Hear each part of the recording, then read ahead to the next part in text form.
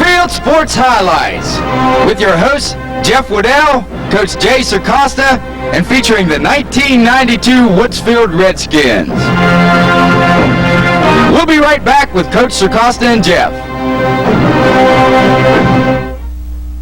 At SCS Sales, friendly service and customer satisfaction is our goal. We give tune-ups and engine diagnosis done with Bear Automotive Analysis Systems. Our vast automotive knowledge gives you the best in service for your transmissions, air conditioning, brakes, and brake drums. Get complete engine service with valve jobs, cam and bearing installation, and complete engine overhauls. We also pressure check and Magnaflux heads. We stock interstate batteries and specialize in refacing rotors, clutch replacement, and oil changes. For all your automotive needs, call SDS Sales. Hey Joe, how's the business? Profits are up, employees are doing great. Now if I could just do something about these stupid phone bills. Telemarketing is our biggest expense. You haven't heard about TMC? They guarantee 20% savings on your long distance calls. Sure they do. Wait a minute, I use their service and so does Swiss Lands Realty. Just ask them.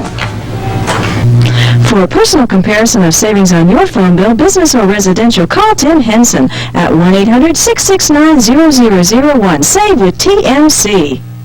Hello and welcome once again to Woodsfield Sports Highlights. Coach, that's 4 wins in a row against your alma mater, Shadyside. And you've not only got 4 wins in a row, but in the last 16 quarters, they've scored on you 1 time. And that says something in itself, but what kind of feeling does it give you knowing that you've pretty much had good success against them and maybe you've got their number now? Well, let's hope we have their number. That is a good feeling to have that many wins in a row against a team that's had a good program over the years. They lost a lot of people last year like we did, but I still think they have a fine football team. They just haven't got untracked yet, but it is a good feeling to kind of have their number and to play good defensive football against them. The thing is, it concerns us. We just haven't put many points on the board this year, and only scoring 5 Friday night doesn't please us. Well, that kind of brings me right into the next question there, Coach. Looks like defense might be the name of the game this year. Well, defense is usually ahead of the offense, and this early in the year you expect it to be that way. But if we're going to continue our winning ways, Jeff, we definitely have to get some more offense generated and put some points on the board, because we can't expect to continue to win games 5-0 or 6-0 or 7-0. We have to put some points on the board and generate more offense, so that's what we're going to be working and concentrating on. Okay. Although the score didn't reflect it, we were knocking on their door a couple of times down there, and I feel that we should have had a couple TDs. What do you think? Well, that's true. In fact, when we say there wasn't much offense, that didn't mean that we got completely shut down. In fact, I was very concerned going in because of the size of the football team I knew they had, us being able to move the ball on the ground and move it down the field, but we did that at times, and we came up with some big plays. But what hurt us was when we came up with a big play, we were moving the football, then we did something to kind of set ourselves back in terms of penalties or mental mistakes. So we talked about that. We're going to have to eliminate those penalties, and we're going to have to eliminate the mental mistakes that we're making in order to keep stalling out our own drives. Okay. I know that the layoff period in between Payton City and Shadyside gave you 2 weeks, and I'm sure that helped to contribute to your timing, jumping offside, some of the penalties that normally your teams don't have. But also, I feel that you guys improved a good bit from Payton City to Shadyside. What do you think? Well, and the first thing you mentioned there about the layoff, I think it did hurt us to a certain degree. It did allow us to get caught up from the short period of time we had to get ready for the Payton City game.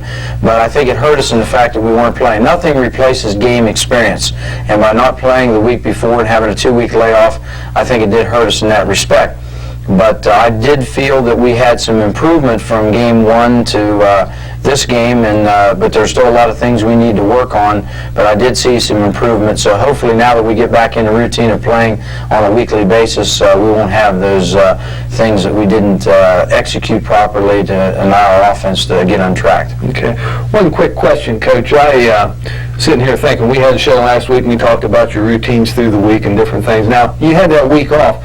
Does that mean that you went heavy 4 times in that off week and then started off heavy on Monday and went heavy, what, about 8 heavy days maybe? No, we really kind of altered our practice schedule a little bit. In fact, we went a few days in shorts and shoulder pads. And of course, we had a reserve game in there on a Tuesday, so that kind of changed our plans a little bit. In other words, we didn't have our entire squad to be able to do the things that we wanted to do on what we call a regular heavy day.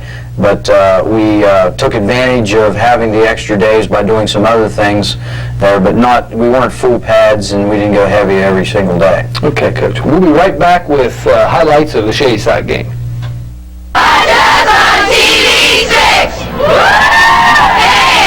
Yeah. Have you driven a Ford lately?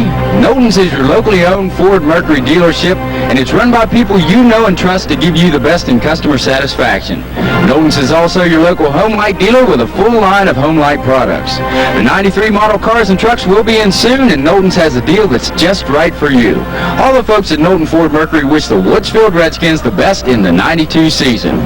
Remember, for all your auto needs, go to Knowlton Ford Mercury in Woodsfield.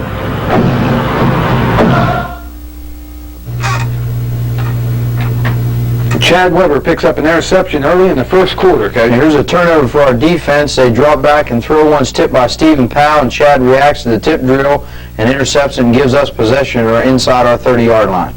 It's Luke Shoemaker for a gain of 10 yards, Coach. Yeah, we're in a slot I formation here, and you'll watch Ricky will roll here to us, and he'll dump the ball off to Luke underneath to pick up a nice first down. Great block on the backside by Chris Dalrymple on their defensive end. Enable us to get that pass off. It's right and hits Chris Lynn for 8 yards. Yeah, we needed a first down here, and we're out of Sooner formation, and Ricky will fake inside twice and then roll to the right, dump the ball off to Chris underneath, and he picks up the first down. Jeremy Kramer combined on a stop after a bad snap. It's a big mistake on their part on the special teams. They snap the ball to the kicker's head, and we're right there with our backside end and tackle to make the stop. We'll start the second quarter with a 38-yard field goal. Old reliable Lump comes through again. This would prove to be actually the winning margin right here. We didn't know that at the time, but he booms it through with yards to spare and kicks a 38-yard field goal to put us up ahead 3-0. Walks down this pass attempt. There's another deflection on Shane's part here. He jumps up, knocks a pass down, which and then following that, we had a 15-yard personal foul against them, so that gave us great field position. Play to Chad Weber for 25 yards. And here we come to the tight end side and get a nice block on their defensive end by Luke Shoemaker, and Ricky pitches the ball to Chad. He breaks a couple tackles and takes it with a nice run down the sidelines for big yardage on the option. Isn't fooled on this draw play. Now they run a little draw here to try to get us dropping off deep, but Chris does a nice job of coming over and sealing off inside and makes a stop. Quick trap for 27 yards. Shane breaks this one clean and big up the middle. Nice trap block on the inside here on their inside down tackle, and Shane takes it up the middle for nice yardage. Tips his pass, and Mike Ludwig falls with the interception. Yeah, deep in their own territory, we get a nice turnover here. Jeremy gets his hands up like Shane did earlier, tips the ball, and Mike reacts from his strong safety position to pick off the ball for an interception, our ball. We're on the stop for no gain. They did a nice job penetrating here. Our linebacker was a little bit too tight there, but Jonathan did step in and make a nice tackle. Foils this fake punt attempt. Yeah, they had 4th and 2, and they had a delay game penalty, which made it about 4th and 7, and then they tried to snap the ball to the short man. He fumbled the snap, and we had white jerseys all around, and our ball in their territory. It's on another 20 yards. Now the wishbone formation, Shane takes it off the left side up the middle, and does a nice job getting extra yardage. Turns it upfield on the option, gain of 15 yards. Now we're out of a slot left eye, and we run the option to the tight end side again, and Rick keeps it and turns it upfield for good yardage. Runs on this wild pitch, Coach. Well, it looked like a bad snap from the center over the punter's head, but really it was intentionally so that they could get the ball in a free kick situation and try to go for an onside and maybe get the ball back and then go for a score. But we are in position here on the onside kick return, and the ball's kicked, and Luke Shoemaker, even though the ball bounces off his hands here to begin with, he gets on the ball, and we've got the ball at about the 36-yard line. Middle one more time, 11 yards. Again, we do a nice job of trapping inside, and we kind of get by their big boys, and now we got a couple linebackers coming here quick.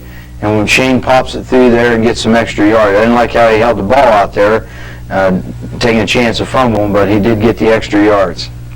Lee Kramer ices the game with this sack on an option pass. Loss of 6 yards on 4th down. They tried to throw a halfback pass here. They really didn't have anybody to block our defensive end because their halfback came out of the backfield, and Jeremy makes the sack here, helped by Chris Dalrymple, and that kind of ends their offensive threat. We'll be right back with this week's guests, Chris Dalrymple and Shane Dunn. Hello, music people. This is Ed Moore from Moore's Music Emporium in Bridgeport, Ohio. What you're seeing now is the largest selection of brand-name musical gear in the Ohio Valley. Moore's Music Emporium, the area's only real discount music store's everyday prices, usually beats the competition's best sale prices. We do total repairs and servicing on all instruments and electronics, from little band instruments to rental PAs. Moore's Music Emporium has it all. If it's musical, it's at Moore's. And if you're not shopping Moore's, you're paying too much. That's Moore's Music Emporium in Bridgeport, Ohio, the area's only real discount music store. We're here with Chris Dalrymple. Chris, I want to congratulate you on a fine game. You had 8 tackles, 1 CBL, and a 36-yard field goal, which turned out to be all of our offensive output for the night. Chris, you was on last year's show, and I failed to mention, or failed to ask you this one question. Where did you learn how to kick, and who taught you, and did you practice a lot in your younger days when you first started to learn? Or I can't really recall when I did learn to kick. I always went in the backyard with my dad and played football, and I went down to City Park a lot, played with kids older than me, so they usually taught me how to kick, and Benny Morton, he showed me how, because he's a pretty good kicker himself, and we had it in junior high. My last year, my 8th grade year, we kicked field goals, and I kicked then, so that's about where I learned. Okay. How far is your range, Chris, as far as, what's the longest you've ever attempted in practice, or longest he's ever let you attempt, I should say? Well, we've attempted a 49-yarder. They haven't come out all that great. I've hit the upright once, but I'm good from anywhere from 35 on. 35 on in? Yeah. Okay.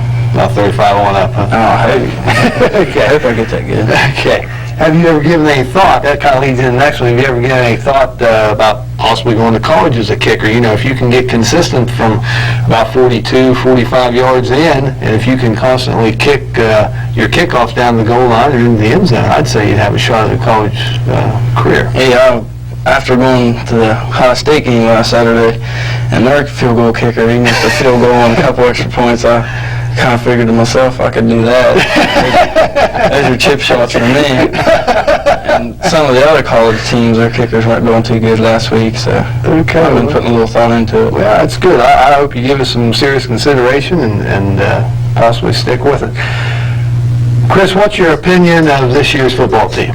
Well, there's some good points and some bad points. We have a lot of experience back, seeing how most of our younger players got to play at least half a game each year because of the point margin at halftime. And the bad points are we're not working as a unit yet, a whole team. We still got to work the bugs out, and we'll be ready to get it next week. That's good. That's good. Coach, your comments about Chris? Well, it's nice, as we mentioned earlier, to have Chris as our place kicker, because it's nice to have someone you can rely on to be able to kick an extra point. Sometimes people take that for granted, an extra point. That's very, very important. Just for an example, in our first game against Payton City, everybody was elated when we scored there at the end. But the point after is so important, because then that forced them to have to score a couple times in order to beat us.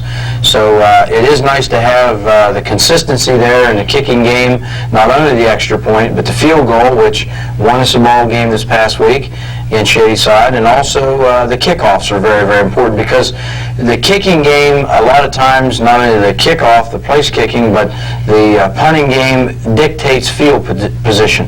And Chris has done a fine job as a sophomore, and so far this year as a junior, and he's got a lot more ahead of him, not only this year, but also as a senior. I know, Coach, we've talked before about this, you and me.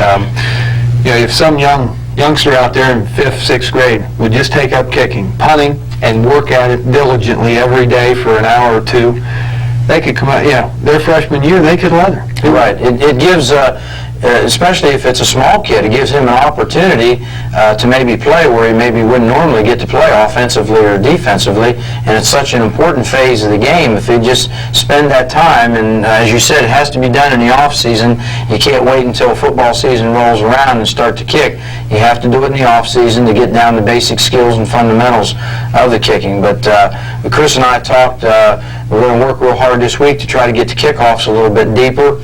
I think what's happening is a combination of a couple things. We're not getting him maybe quite deep enough. He's getting him high enough that they're getting a good field on the kickoffs, but it's not enabling us to get down real quick, and thus they're getting the ball back. In fact, you saw against Shadyside, we deferred our option.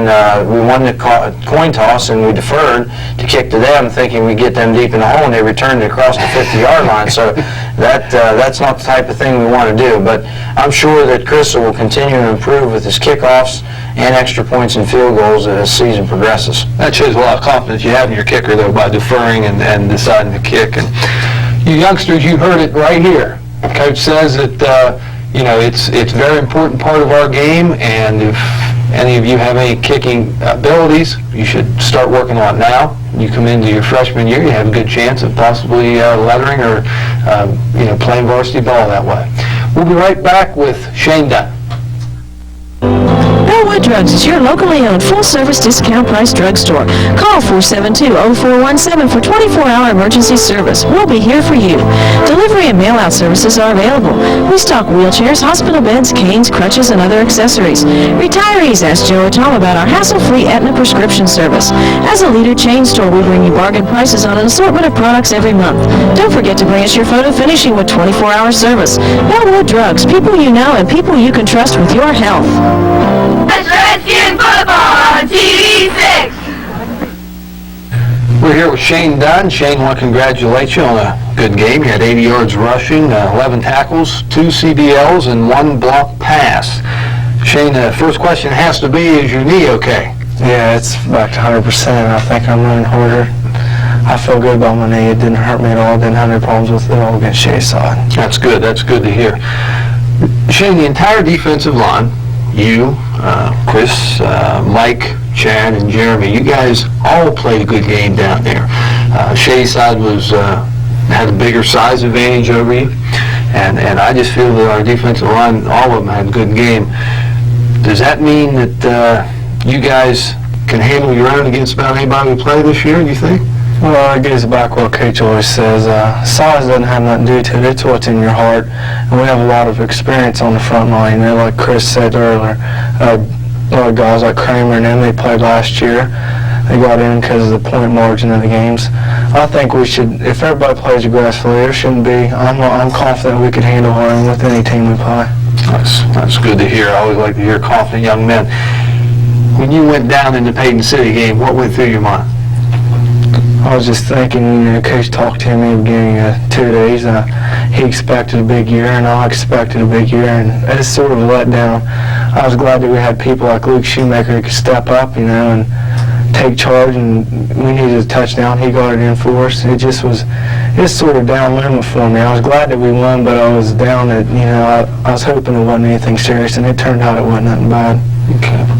I like your comment about Luke. That says a lot for you and your personality, because Luke stepped in, done a decent job for us, and I appreciate what you said there. Give me your thoughts about St. John's this week. Well, it's one of those games where you're going to have a lot of guys, like Coach says, well, they're no good, you guys should have no problem, but we sort of had that attitude last year. You can look back where, beginning of the game, we went down there on the opening kickoff, boy returned one all the way, and just lucky there was a clipping or a holding or something against them. It was called back. That straightened us out a little bit, I think. But, we can't, like Coach told us today, we can't go down with the attitude that they're going to be easy, because, you can't take no one lightly. On any given day, anybody can have anything can happen. So I think our team's going to be more ready. I hope we are anyhow, that we're not going to be down there and take them lightly. Okay, good. Coach, your comments about Shane? Well, we talked earlier about Shane's transition from his position of tight end last year, which he played and did a fine job, to the fullback position offensively. And Shane played a little bit of fullback early on in his freshman year and sophomore year in reserve games, but this is the first real opportunity he had to run the ball. And I think Friday night against Shadyside, people got a little glimpse of what Shane can do with his size and do what we want him to do, take that ball up the middle, get us our 4 and 5 yards, but if the hole's there, to run the daylight and get us even more, which he did several times, and got us out of the hole and got us good field position against Shadyside. So we're expecting him to, just get even better each week. And I think with our line coming off the ball and open up some of the holes like they did Friday night, I think you'll see some big things out of Shane as the season goes on. Okay. Shane, I want to wish you good luck, but before I do, I want to bring Chris back in here. Chris, come here. I forgot to wish you good luck, big boy. I always do that, and I thank you for coming on the show. Wish you good luck this Friday against St. John's. Shane, good luck this Friday. Thanks for coming on the show. Thanks for having me. You guys was bugging me about something you wanted to say? Yeah, I'd just like to say hi to my dad. I'd like to say hi to my dad, too. Okay, that's good. We'll be right back with Jay's thoughts on St. John's Fighting Irish. The F.W. Shoemaker Insurance Agency was established in 1903 and is located at 140 North Main Street, Woodsfield. They have 3 agents and 3 customer service representatives to give you the kind of service you deserve. Being an independent insurance agency means they represent different companies, allowing them to compare for you. For all of your insurance needs, auto, home, life, bonds, business, or farms, contact F.W. Shoemaker Insurance Agency. Hi, I'm David Robinson. As a basketball player, I've worked hard to build a reputation as a team player who can get the job done. But before I ever thought about playing pro ball, I went to college to become a Navy Civil Engineer, a Seabee, a team with over 50 years service to America. Since 1941, Navy Seabees have done the job for their country. For information about Naval Reserve Seabee opportunities, contact the Naval Reserve recruiter. You and the Naval Reserve, full speed ahead. Okay, Coach, due to the week off that you guys had, and St. John's has played 2 Saturday games already, your coaching staff and yourself combined, you guys have got to see them a couple of times already this year. And have they improved much from last year, Coach? Well, we did have an opportunity to see them against Bridgeport in their first game, which they won 7-0. And we also had an opportunity to see them against Strasburg this past week. They lost to a fine Strasburg football team, 37-0. But we did have an opportunity to see them on both occasions, so we feel we know a little more about them. They did struggle through last year and had a difficult season. And I think they're still in a rebuilding process, but they do have a few fine football players, and at times they gave Strasburg a little difficulty, as they did Bridgeport, but I think Strasburg, having more experience, eventually wore them down, and basically that was a deciding factor. Okay, Coach, speaking of their football players, why don't we go to the board here and you kind of tell us maybe the key people to watch and their offensive sets. Now, offensively this week, Jeff, you can see a couple formations that you can look, at least what they've shown in their first 2 ball games. This is a little, I put this one up here because it's a little different formation than what you might see. It's kind of an unbalanced situation here. Then you have only 2 people on this side of the center, and you have 4 people on the offensive line of scrimmage over here. They'll split 2 people out and go into what we call a twins formation, and out of this they did throw the ball to these people, and they also threw the ball with the fullback out of the backfield. They will also bring this person over here and put their tight end on this side, and that way they'll have 3 here and they'll have a true split end slot situation over here, and they'll still both run and throw out of here. They've moved Joe Reesbeck, as you can see, to fullback from last year. He didn't play that position last year. He's a big kid, about 6'4", 6'5", about 210 pounds. So they'll try to run inside with him. And then Ty Libator, their tailback, number 25, will run on the perimeter outside. They like to run the traps with him. They like to run the sweeps with him. And they would like to run the isolation series with him. Their quarterback, Jason Snezik, is an inexperienced quarterback, but does have a nice arm on him, and he can throw the ball quite a ways. The other formation that we've seen him in will be what we call a wishbone or a Sooner formation, with either a double tight or possibly splitting one of these ends. And out of that, they like to run what we call the 30 series or the isolation series, where they'll run right at you, leading 2 backs in to block. So I would have to say, if I were asked, are they more of a run-oriented football team than a passing team? Probably so. But this Jason Snezik is capable of throwing the football, and they have a couple people that can catch it too. Defensively, we're going to look at somewhat the same as what we saw last week against Shadyside, in the fact that they're in a 40 defense, but they play a little bit different than Shadyside in the fact that they'll bring their linebackers quite a bit at a time, whereas Shadyside play it more straight, and that's how I have it drawn in here. These two inside linebackers will do a lot of blitzing inside between the center and the guard, and the guard and the tackle. And Joe Reesbeck, the big boy, their fullback on offense, will line up at this position, and he probably comes more than the other linebacker does. At times, you'll see almost 8, 9 people on the line of scrimmage, and they try to put a lot of heat to get penetration in the backfield. So we're going to have to be on our toes, and our guards and tackles and our center, and we're going to have to do a good job picking these blitzes up inside in order for us to be able to do some things that we want to do. The other formation that we've seen them in, we would call a 60 formation, where they have pretty much everybody covered up on the offensive line of scrimmage except for the center, and then they'll sit those two linebackers in there, and again, they'll do the same thing. They'll bring this linebacker in here, they'll bring him in here, and they'll do the same with this linebacker over here, and do a lot of blitzing, try to put a lot of pressure on our offensive line and get in the backfield. So we are going to have to work a good bit on picking up their blitzes, and we're going to still, again, try to establish a running game, which I think we halfway established last week against Shadyside, and hopefully the experience that we had against the 40 will pay off this week against St. John's. Looking at their defense, coach, looks like either formation they go into, you're looking at basically an 8-man front, both formations they jump into, right? Right, and of course the best way to counteract that is to try to seal them off inside if the blitzes don't hurt you, and maybe throw the ball a few times on them to kind of get them cautious of getting a little deeper in there and backing some of these people off the line, which should in turn open up the running game. But that's sometimes easier said than done. Right. We have to be able to do the job in there to seal those people off.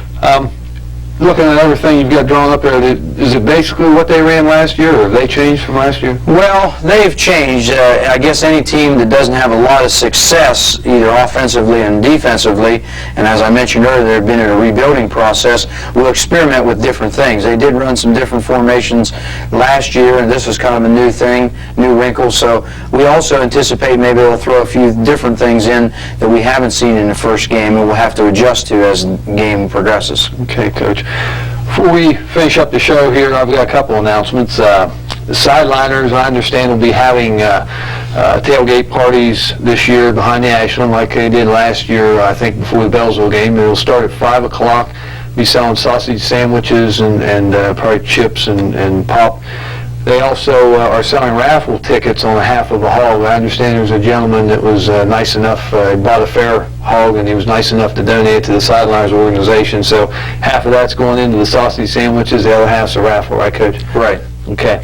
And that's about it for the public service announcements. Coach, thanks for coming on the show. Good luck Friday night. This is Jeff Woodell along with Jay Sircosta for Woodsfield Sports Highlights.